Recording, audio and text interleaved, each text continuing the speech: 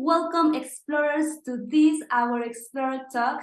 My name is Eileen Galvan and I'm super excited to be here with you today. I'm Mexican, I'm a Explorer ex-alumni, and today we have a very special talk because we are commemorating the International Women's Day. So let me introduce you our special guest. She is Cheryl. Cheryl is passionate about the intersection of finance, technology, and social impact. Cheryl is a co-founder and CEO of La Familia, a non-profit organization focusing on closing the capital gap for Latin founders and funders. Previously, she was the head of venture growth and partnership at Republic, an investment platform for founders to raise capital from both accredited and non-accredited investors. She joined as a full-time employee number 10 in 2018 and has been instrumental in its growth to unicorn status. In other direct investing roles, she is a Scott of Lightspeed and an investment partner at the Community Fund, writing checks to more than 20 companies in community-centric startups, particularly in healthcare and Web3. Before her time in tech and venture capital, she worked as an analyst in a Connecticut-based private debt and equity firm, emphasizing minority and women entrepreneurs. She started her career in investment and banking at Barclays, working in the financial institution group and structured finance. She holds a Bachelor in Economics with honors from Harvard University and is an MBA candidate at Stanford's Graduate School of Business, class of 2024. Cheryl, welcome to this Expert Talk. It is a huge honor to be here with you today. How are you? Thank you so much. I'm really, really excited. So thank you for having me here today to chat a little bit about entrepreneurship, my journey, and making sure that we're celebrating women along the way. Thank you. We are super excited too to be here with you today. And I'm pretty sure that we are going to learn from you a lot. So why don't we start? Firstly, I would like to ask you a very quick questions in order to get to know a little bit better, not only in the entrepreneurial way, but also in the human side. So I need you to ask with the first idea or word that comes to your mind. Is okay? Yes, sounds good. Perfect. So Cheryl, how would you define home in one word? Family. I mean, I've moved all my life in so many different areas in New York City and even internationally, and home for me is always where my family is. So I think that's the thing I value the most. Great. And what is your favorite color? I was a tomboy before, so I always neglected it, but it has to be pink. So am I. It's the best one, my favorite too. So would you prefer loneliness or company? My mom has a saying always, mejor sola que mal acompañada, and that just means better alone than with bad company. And I feel that loneliness is actually, I can talk about loneliness as an epidemic here, especially with our increase of social media and all the other things, remote work. So it's actually a lot, but I still think it's better to be by yourself than with bad company. Loneliness, so am I. It's actually an art to be alone and enjoy from your company. Exactly. Very, very true. And I would like to ask you, who is the woman that you admire the most? That's my mom. I know it's cliche, but I always look up to her and her example of raising 2 kids by herself in New York and raising them both to be Harvard graduates and to pursue their dreams. And so she put her dreams on hold so that we could pursue ours. And I will always be indebted to that. Amazing. So am I. And that's beautiful from you. And also, what is the word that you use the most? You might hear it come up, so I've been trying to not use it as much, but it's honestly. I'm always like, honestly, this is what happens. And it's my way. It's a buffer word, but it's my way of saying like, I'm telling you how I truly feel, and therefore like take this seriously. But it's funny because I say it so much that people are just like, when you don't say honestly, are you not being honest? So it's one of those things that I'm trying to pause back, but that's usually how I operate. Honestly, it's great because you show you just the way you are, and it's Yeah. amazing. And honestly, what is your biggest dream come true?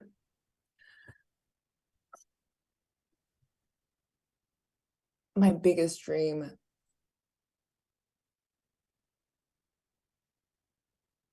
That's a hard one because I have so many small ones that I think would still be amazing to accomplish.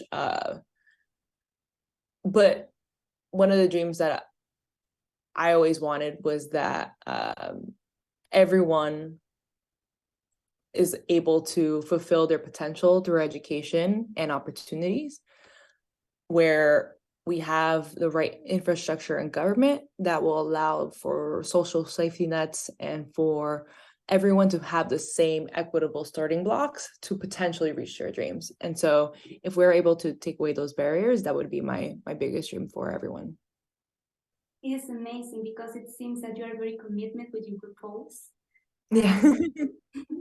It is amazing. I'm sure that you are going to achieve your dream in a future.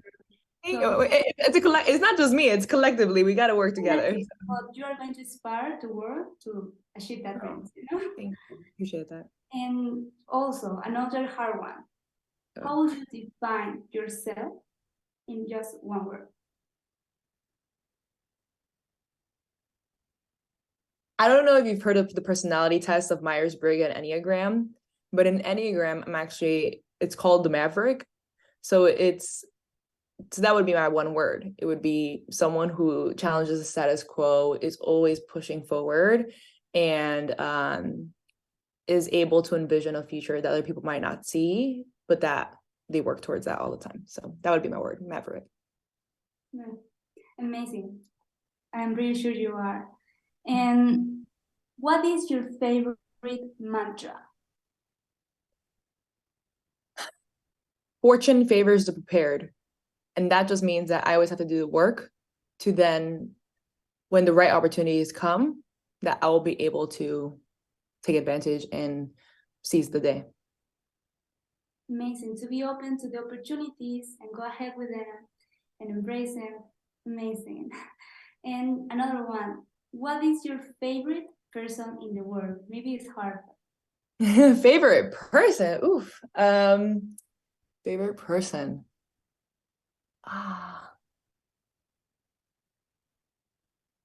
That is so incredibly hard because I feel like there's so many people that I admire. I'd say like I'd shape it a little bit as like maybe my role model, which right now is Sonia Sotomayor, right? She came from humble beginnings, ended up using education as a way out, just like I did, and is now at the Supreme Court as the first Latina. And even with the Supreme Court dynamics, is still very vocal in her values and what she represents. And so to do that in an environment that is not as welcoming or is not as conducive to that is just incredible. So truly one of my amazing role models. Amazing. I haven't heard about her, but it's amazing what she does. You gotta like I've gone down so many Wikipedia rabbit holes to like understand her full story, and it's just the more you learn, the more you're impressed, and I really admire her. Amazing. I'm gonna look for her career and feel inspired about them later. Yeah. And how would you define mental health in one word?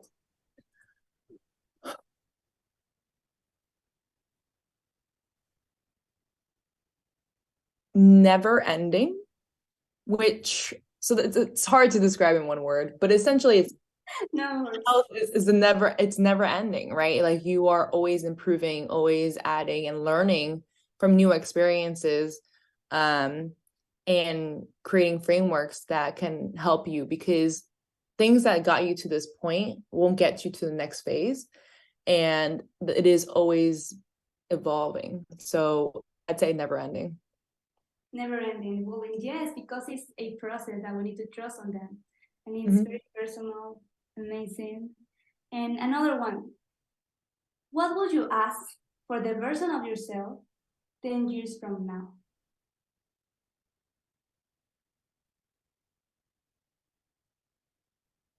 Did you do everything you could to make the world a better place? And I think that puts a lot of pressure to my 10 myself 10 years from now. But I think impact in having a vision and North Star can really add meaning to your life. And if I have any regrets by that point, I would still be potentially young enough to change that and move forward. Because yeah, that's all we can do is just strive for something bigger than ourselves.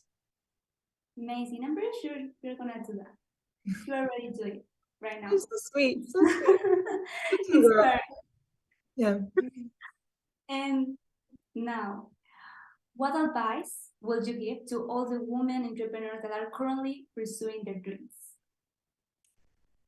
Well, I just want to first state that they're doing an incredible job. It is our gargantuan task to be able to create something from scratch, deal with the obstacles that come with being a woman, and also many times there are responsibilities apart from your work that you're also dealing with. And so being able to juggle everything is an incredible feat. And so I want to just applaud them on that. And I'd say on this point is really focus on the fundamentals. And that's usually what we do as women. We're a little bit more conservative. We're more like risk averse, and we're like, hey, let's make sure that this works. So focus on the fundamentals and trust your gut, because I think we're also really more in tune with our intuition. And don't be discouraged, because it's hard to beat somebody that doesn't give up, right? And so making sure that you stay resilient, stay on the course if you truly believe in that idea and it's working, to make sure that has the best opportunity for success. So that's a little bit of advice, but keep going. Keep going. Amazing, because we need more women to believe in themselves, to stay resilient, focus on their dream, embrace their journey, and inspire other women to growing as well. And it's amazing. Thank you so much for that. It is amazing to connect with you today and inspire other women to be a better version of themselves, especially today when we are commemorating the International Women's Day that was tomorrow. So how do you feel about it right now? It was actually one of the first International Women's Day where people were like actually actively texting me being like, happy International Women's Day, hope you have a great day, or so excited for the work you're doing. And I do think that it's a time to celebrate, but it's also time to recognize the challenges that we have, and how can men as allies be able to support our growth to make sure that we are getting equal shots on goal. So it's great, and it's also an informative time because you get to learn about all these challenges and all of the trailblazers that came before us, and get inspired to also make those changes so that the people that come after us have a better time. Amazing. Amazing. And I'm pretty sure that we are going to talk a little bit more about this later. So now I would like to continue with the entrepreneurial questions. Okay? Yes, sounds good. Okay, first of all, I would like to travel in time before La Familia was born. Who was Cheryl? What did you study? What was your career? Before everything, who was Cheryl? So as I mentioned before, I was born and raised in New York with my mom, who raised my older brother and I to be the best versions we can be. I think she, through providing for us every day, through seeing how she valued education, I was able to get a good understanding that education was my passport to a whole nother place. And I also knew growing up pretty early on that my responsibility would be to support my mom, especially as my brother pursued science. And that I don't know about in other places, but that doesn't pay very well for a long time. And he's a surgeon right now, resident. But he will still have a lot of student debt and a lot of things that he's worried about. So I was always focused on like, how do I provide for my family at an early age? And so I went to Harvard, major economics, as you mentioned, and went into banking and private equity because, quite frankly, I needed to provide for my mom. And so with that in mind, the thing that was the scariest thing that I ever did, because I was very conservative, right? I was always trying to make sure I had steady cash flow, was that I took a sharp left turn and joined a startup early on. And even then my mom was like, are you okay? Like, do you know what you're doing? So the CEO, Ken Wynn, is a visionary, right? He is someone who is a general counsel for AngelList, who knew the law, and we were going to a new space. And he said something so incredibly clear that I understood, which is we're democratizing access to capital for every entrepreneur around the world. And so that resonated with me because I saw the inequities of venture capital. I saw how few, Latinos and women and everything don't get funded as much as others. And so how do we make sure that we're using technology to improve that access? And so I knew I had to join. I asked for a job on the spot. I was like, this is it. Like, I want to follow you. And that's what founders always like. They have to inspire people and they have to attract great talent. And so I joined as employee number 10 in sales, and then in partnerships, and then became head of venture growth and partnerships. And I've talked to over like 800 founders at this point, where like I really got a sense of what being a founder was like. And so I became a scout for Lightspeed and invest part of the community fund, and I started investing in companies that I saw along the way. And so throughout that time, just transforming as, and growing up, and, COVID happened, we saw an opportunity to figure out essentially like what I wanted to do. And I knew that seeing the growth from employee number 10 all the way through 300 employees, unicorn, $1 billion status, and all that was a lot for me. And so I wanted to take a step back and to understand, hey, how do I take what I've learned in the field and use an applicable kind of academic lens to it? And so that's actually why I applied and got into Stanford, was because I wanted to be in the belly of the beast in Silicon Valley, but also have a perspective and learn in the classroom what I had already seen in the field, and make sure that I'm creating frameworks that I could then use when I either create my own startup or I continue investing. And I think that, to me,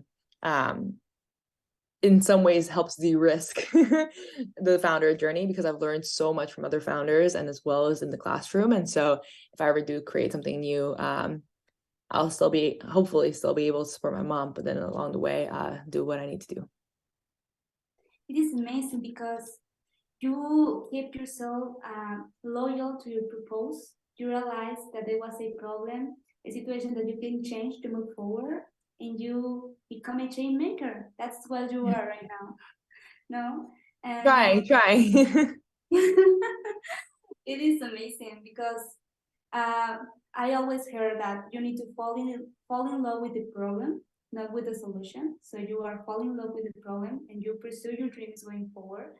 And amazing. So you told us a little bit about how this idea of La Familia was born. Mm-hmm. But I would like to move on where La Familia was born again. Where does the idea come from? Like in a formal way? How did you make this happen? Could you tell me a story about that? Yes.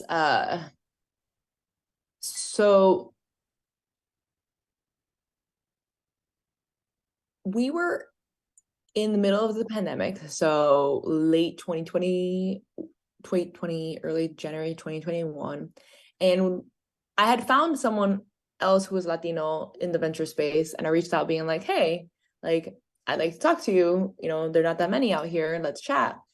And we both realized in that chat that we felt lonely. We felt like there was only a few of us out here, and we were confused as to why we were not collectively coming together and supporting each other, especially during a tumultuous time.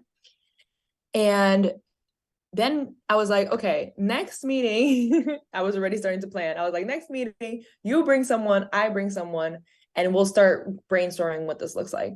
So next meeting we did, and we realized that everyone was aligned, and we were like, oh, wait, I didn't know you and you didn't know me. Like now we're connecting the dots. And now, and then we realized that if we just normalize our experience in the space, create a community that is authentic and transparent, and build up that trust that I feel Latinos need to like really connect, then we can make sure that people don't feel the same way that we're feeling now. So it really came out of a pain point because we did not want others to feel this way. So we started officially in January 2021 with BC Familia, and that grew, and we were very focused on community building, and that word of mouth spread because people finally saw that this was a white space that was needed. And so then in November 2021, we saw, and we along the way, we saw that founders were starting to take our logo and putting in group chats and putting in other places where they were like, Familia is great, like we need to do the same thing. And like, so in end of 2021, we actually had a board meeting where we were like, okay, how do we take what we learned and support founders as well, with our infrastructure, with our what we've learned the hard way of creating community, and build this out. And so we were able to find amazing board members and people that are from that community, because communities are only as authentic as the people that lead it. And so we did not, as VCs, want to prescribe something for them. We wanted the founders to be able to mold what their community looks like.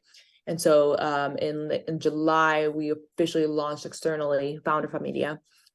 And now, because of this movement that we've created, it's become way bigger than what we expected, right? We have people funding each other. We have VC Familia members funding Founder Familia members. We have VC Familia members co-investing with each other. I sent a deal that another Latina led. We have people hiring each other. And it's just a beautiful reminder that when good people come together, good things happen. And so to that end, there are projects in the works to maybe make more familias, because there are other folks that are out there that are needed. But we and ourselves are creating an institution like La Familia as a whole, where we're able to support these communities in the way that's needed, and collectively make sure that we're capturing in this closed ecosystem all the benefits that Latinos bring to the table so that they can rise together. And so that, it's funny, this movement started with a Zoom call. And that's the story. It's just, it wasn't even the plans. I could have never imagined that in 2 short years we could have done what we've done, where we've gone to the White House. We've been able to have an amazing billionaire role model be our closing keynote, Stephanie Clear.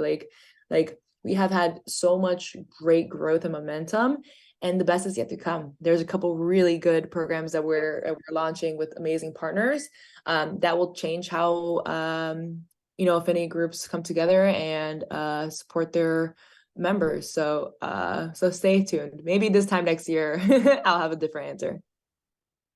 This is amazing, and I wanna recap some things that you said to show that how important is to build a dream team. You need to work with people that believes in the same things that you do, and share the same dream and passion, and how, as a leader, you need to create your community and stay humble, stay inspiring. Do not forget the purpose and what you do. Yeah. It is amazing. And it's amazing also what happened in pandemic, right? 2 weeks and a company like that. Right?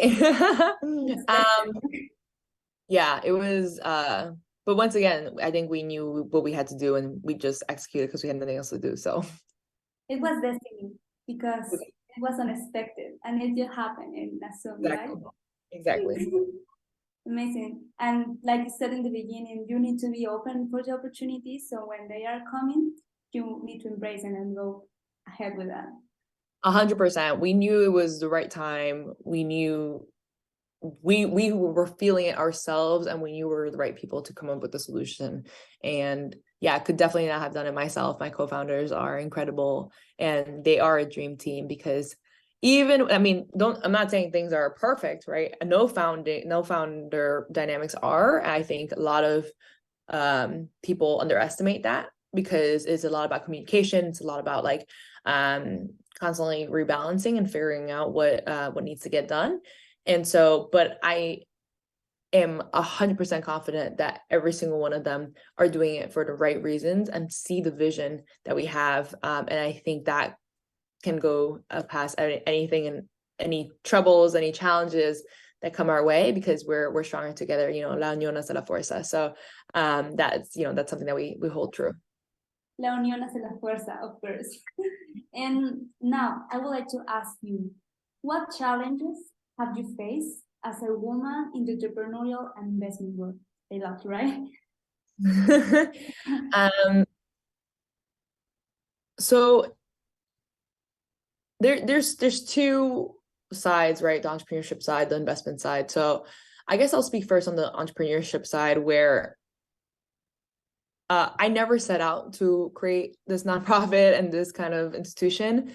But I also figured out that at some point, people just are building this plane as it flies and hope for the best. And you can really just trust your gut and instincts to do what is best.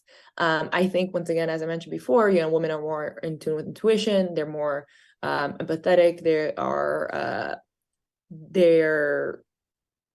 I think there's data to prove this, right? They're better managers. And so especially in BC specifically, but even just as a founder, you are really thinking through every solution. You are you know, at some point also that there's pressure, because if you fail, what does that say?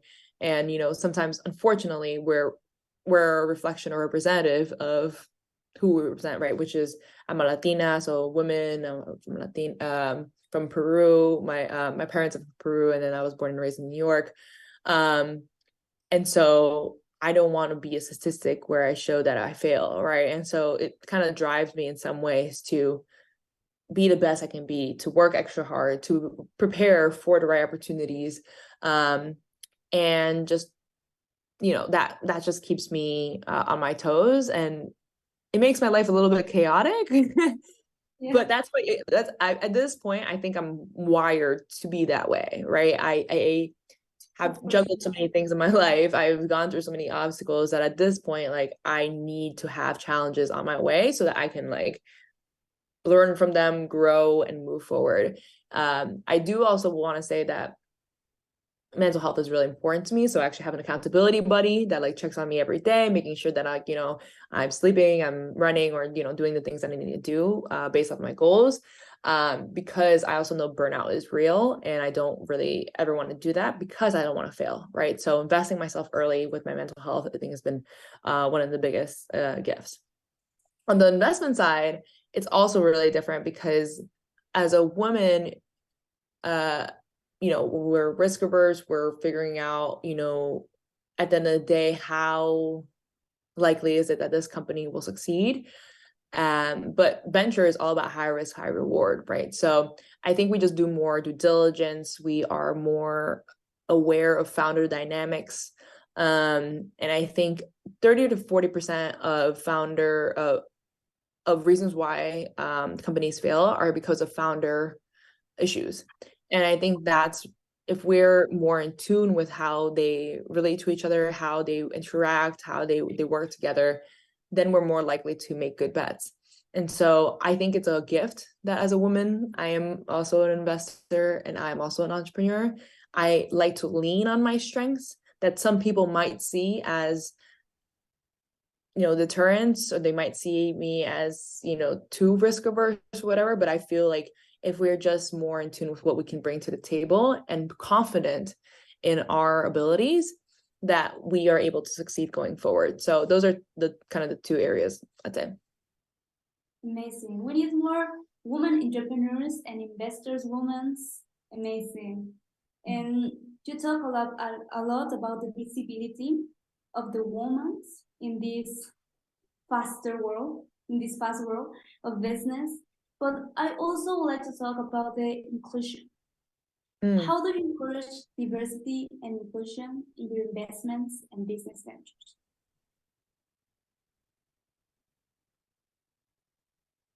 I think, and especially with 2020, with George Floyd, with the pandemic and everything, a lot of folks were doing things because it looked good, right? Corporates were coming in to provide money. We had new programs and accelerators coming out to support investment firms with how every diverse investment that they would make. And 2-3 years later, we're seeing that those things were only temporary, right? Corporates are pulling back.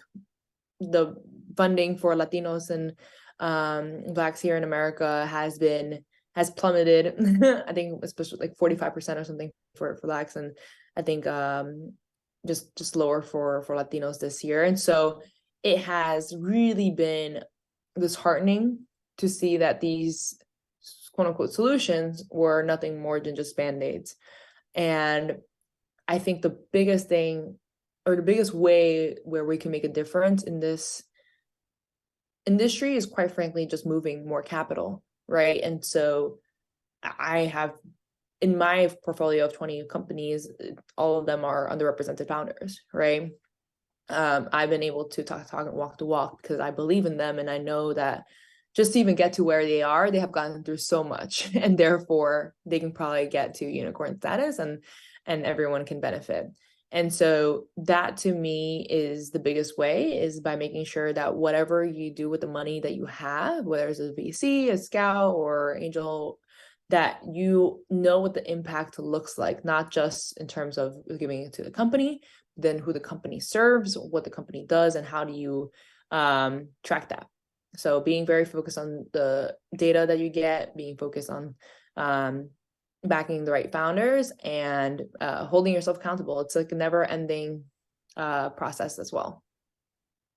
Yes, because we as entrepreneurs, as investors, we have the power and influence to rule the world in a certain way. So why not we use it to make an impact, to change the world to become a better place to live for all of us. And it's amazing. I would like to ask you that, in your experience in venture capital, what are the biggest challenges and barriers that an entrepreneur faces, so the expert community could be prepared for that? Yeah. So I feel like venture capitalists, because they see so many opportunities every day, it's hard to get their attention, right? But it's not only that piece, it's also that they speak a different language. They are, whether it's the jargon of venture, or, what stats that they're looking for, I'd say it takes time to really like understand the terms of like B2B, or like what is your CAC, your customer acquisition costs, like all those things that they're very focused on. You have to figure out how to meet them where they are, and then not just that, but be compelling enough and find a way to grab their attention. And so please. Yeah. I was just with one of the VCs on an SF, and he was saying that back in like 10, even 15 years ago, venture capitalists saw like 4 to 5 decks a day, and like it was much more relaxed, versus now they're seeing over 100 per day, and therefore it's hard, right, to understand what they're looking for. And generally they are more, nowadays people have theses, they know exactly what they're looking for, and so you want to pitch the right people. But I'd say really make sure that you understand the VC jargon, that you're able to get their attention, that you're able to cater to what they're looking for based off of what they've made public, or based off if you've been able to get a warm intro, so that you can set yourself up for the best odds for success. Because even with all of that, you might still get denied because they only invest in like 1% of companies that they see every year, right? So maybe they have a concentrated portfolio of like 10 companies per year, or maybe they have a diverse portfolio with hundreds of bets per year, like in the 500 startups, all of that. It really depends on the VC strategy and how they're best allocating to different players. Like, are they giving seed checks? Have they moved up the capital stack? So now they're also investing in growth. Like, what does that look like? And so seeing how they look at things so that you can make the right pitch is going to be your best way to raise capital. And so, yeah, I'd say that would be the biggest piece of advice. Amazing. So explorers, did you take notes? Because it was very important what he said. And also one last question, and very quick. How do you see the entrepreneurial and investment landscape changing for women in the coming years? Progress has been slow, unfortunately. There's been a lot of nonprofits focused on women that have died over the past couple of years because they have not created sustainable models, or it's just not they haven't been able to raise the support needed. The biggest one I'd say is All Raise, which is focused on founders and investors. Founder Familia is focused on Latino venture-backed founders, or those that are soon to be. And so I think there are more support systems that are going to come up again. And it's just a matter of networking, like both up from like, working with founders that you admire and learn from their mistakes. But it's also about networking is important. Yeah, networking laterally. So your peers, like, how are they doing? How are you staying accountable to them? How are you building out a support system so that you can also have the biggest chance of success? And so I'm excited in some way. I'm cautious, right? Because I saw that a lot of the systems have died recently, but I'm excited because I know that the next generation of support systems will be even better, more robust, more community focused, and they will be long lasting. So I'm excited for that point, but we need more women entrepreneurs out here, and we definitely need more support systems. Yes, we definitely need more. And now, thank you for your response. I would like to share some questions from the explorers that are here in the chat. Okay. And first one is from Aurora Werner that says, "Hi Cheryl, my question for you is the next. Where did you find your motivation to be an entrepreneur with social impact? Did you find so many difficulties to deal with it?" Well, as I mentioned, my motivation was a pain point. So I just wanted to solve it. And as I mentioned before too, I never in a million years thought that I was going to be in the nonprofit world. I looked into the public sector at one point, and I worked for the Consumer Financial Protection Bureau in an internship. So that was like a startup within the government, which was exciting. But everyone told me, go to private sector, learn there, and then later in life, you can come back to the public sector. So it was interesting because I always had some sort of inclination of social impact. Like, I always knew I wanted to do something, but I just never, I had, my responsibilities at home, and I had that kind of drive to prove myself first in the private sector. So this nonprofit was much more around, hey, if I can make lives better for those after me, like, why not? And it was during the pandemic, like we were all indoors. There was not much to do. And I was like, I can really make a difference with this, because this has not existed. And I think there was a sense in my mind that with the right team that I assembled, we were the right people to do it at that right time. I don't think there would have been other people that could have done what we have done, because it's that energy, it's that magia, that when good people come together, good things happen. And so I'm a firm believer that motivation also came from being supported by great people, solving this pain point, and doing it at the right time. Like, for founders, it's like, why this, why now, and why you, right? Why this? Because we were feeling the pain. Why now? Because it was a pandemic, and community was actually easier to create during the pandemic because everyone was stuck. And so if you had a central communication point, you'd be able to capitalize on that. And then why this, why now, and why you? And because we were the people that we were trying to solve the problem for. So And we just had the drive and the determination and the time to do it. So that's kind of what keeps us all going. And so that's where the motivation comes from. Amazing. Thank you so much. And there is another question from Enrique TMT, and it says, what strategies do you recommend when recruiting someone for a lead position in your company, for co-founders and ordinary lead positions? Things to say or ask, things to avoid? So in terms of hiring for La Familia, because I think we just did our first hire, which is Andrea Zapata, who is the head of programming, which is really exciting. So she's going to help out with building the infrastructure around everything from events to chapters to other strategies that we have in the back burner. But what is interesting is that we have an approach where we generally meet people first and actually like either have a different engagement with them. So there's someone like right now that's a volunteer, but like she is proving like kind of what value she adds, so that in the future when we have a position that is appropriate for her skill sets, we'll be able to bring her in.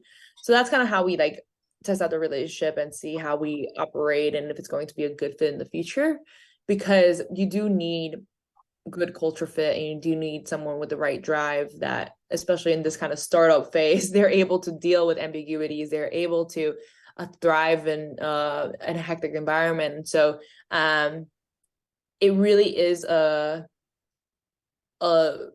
relationship building exercise, and it's one where if you are able to prove your what you bring to the table, it would be easier to come in. But we're only 2 years old. We're still growing. We did receive some corporate sponsorships and other things that have finally allowed for us to have a first full-time hire. But in the future, hopefully we'll have more sustainable channels for growth and revenue. And so hopefully by that point we'll be able to hire really amazing people as well. Amazing. Thank you. And there is another question from Paulina ALM, and it says, which soft skills from your experience to facilitate a startup growth? Soft skills needed to facilitate startup growth. That's a good question.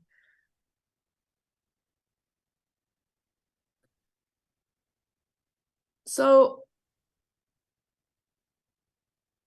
I think there are several that have proven helpful. One is if you're able to authentically show who you are and what you're doing for the right reasons, people will come to you. I used Twitter a lot. I have about like 12,000 followers. But I used Twitter a lot, especially in the pandemic. One, because I was lonely and I wanted to figure out what people were talking about. But two, so that I could share my ideas and why venture is broken. What can we do better? How can we support founders by sharing more opportunities with them? Right? VC Familia and Founder Familia now have their own Twitter accounts, but I still share a lot of opportunities through that, or especially VC jobs if people are interested, to follow the Familia VC Twitter and then the Founder Familia Twitter for everything around funding. And so if people authentically see that you're doing it consistently, they're more likely to gravitate towards you, and then you can create partnerships, you can learn from them, how they're tracking things, what they're up to, how can you best make sure you're working smart, not hard? And I think that's just by being transparent, honest, empathetic, and those are, I think, the skills that have served me well. And just open communication, being out there with what you're building. Some people say build publicly, which is so hard to do. But I think I was smart in the sense that I shared when the time was right about certain things, and then that opened doors that helped me get to the next level. And find new partnerships and find founders to support and or back. And so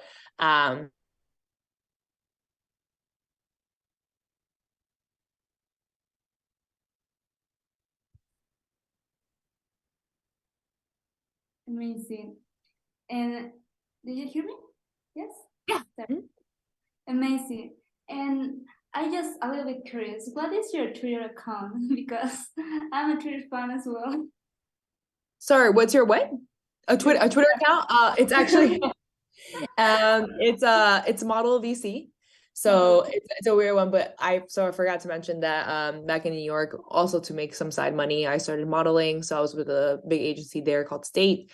And then when I moved here to the Bay, it turns out that there also is a modeling scene here. And so I've worked for Tom Ford, Banana Republic, Louis Vuitton, Nordstrom, Cole Haan, Macy's, and and walked New York Fashion Week. So I did a lot of that, and it took me a while to do finance. You're supposed to like have that gravitas, especially as a woman, right? You want to be taken seriously and not just, for your looks or anything. And so it was really scary embracing that side in the venture ecosystem, but I also realized that that's okay. Like people actually like it, that you're dynamic and creative in other ways. And so when when the Tom Ford campaign came out, when a couple of other like Louis Vuitton came out, I was like, wow, I'm a real model. Like that is that like those are real accomplishments. And so I embraced it, called myself Model VC, and people like the wordplay because you're a model who's a VC, but then you also could be a role model VC. And so which is pretty funny. So people see it both ways, and it keeps it memorable, right? You want something that like people will relate to, and make sure that they follow and join. So feel free to add me there. I'll follow back. And then and yeah, Twitter's been pretty good to me. I'm not sure since the Elon takeover days, but that's still decided. Yes, because it's also important to build our personal brands, right? As founders and entrepreneurs. Sorry for that question, but thank you so Oh, much it's for. great. Thank you. I forgot to mention that too. I feel like I do so much sometimes. And another question, because we are already going to finish. We are going to finish in a few minutes. Another question from Carla Santander. Do you recommend any investment strategy that will keep the company safe in case of an emergency to prevent the company from going out of business or causes such as another pandemic or external factors? Yeah, so it depends on the industry you're in, because there are some industries that are like highly regulated and you just need a long runway in order to execute it in the first place. So if you can raise as much money as you can, then you will have more longevity and you can cut your burn rate so that you're not, throwing money out the door every month, right? So it depends on the industry on that side, but then also, I mean, you don't fix your house when it's raining, right? You fix it when the sun is out and things are going well. Really capitalize on those times where the business is doing well to either raise money or to look internally to make sure that things are working well and that there are no there's no bloat, like you didn't hire too many people, or like you're strategizing well, because it's both an investment in like terms of financial terms, but it's also in terms of human capital, right? Like, do you have the right teammates that are also being conscious about what they're spending and how are they building this company with you?